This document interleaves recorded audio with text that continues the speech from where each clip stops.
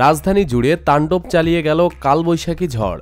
এতে ভবন থেকে ইট পড়ে এক চা দোকানি এবং গাছ ভেঙে পড়ে এক নারী নিহত হয়েছেন। আজ রবিবার সন্ধ্যার সময় ঢাকার আকাশ কালো করে নামে ঝড়, যা কয়েক মিনিট স্থায়ী ছিল। এতে বিভিন্ন স্থানে গাছ, বিদ্যুতের খুঁটি উপড়ে পড়ে।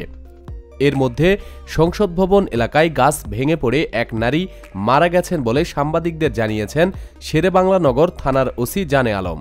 তিনি জানান, ওই নারীর নাম মিলি ডি কস্তা। তিনি পাশের মুনিপুরি পাড়ায় থাকতেন। ধারণা করা হচ্ছে তিনি সন্ধ্যাকালীন হাঁটাহাঁটি করছিলেন। এদিকে ঝড়ের সময়ই পুরানা পল্টন মোড়ে চায়ের গলিতে উঁচু ভবন থেকে ইট পড়ে নিহত হন হানিফ নামে এক চা দোকানি। হানিফকে আহত অবস্থায় ঢাকা মেডিকেল কলেজ হাসপাতালে নেওয়া হলে কর্তব্যরত চিকিৎসক তাকে মৃত ঘোষণা করেন। পল্টন থানার ওসি মাহমুদুল হক বলেন, আশেপাশে বহুতলা অনেক ভবন রয়েছে, তবে কোন ভবন থেকে ইট পড়েছে তা বোঝা যায়নি। হঠাৎ এ ঝড়ে চরম ভোগান্তিতে পড়েন অফিস ফেরত মানুষ। ধুলোঝোড়ো অন্ধকারে ঢেকে যায় রাজধানী।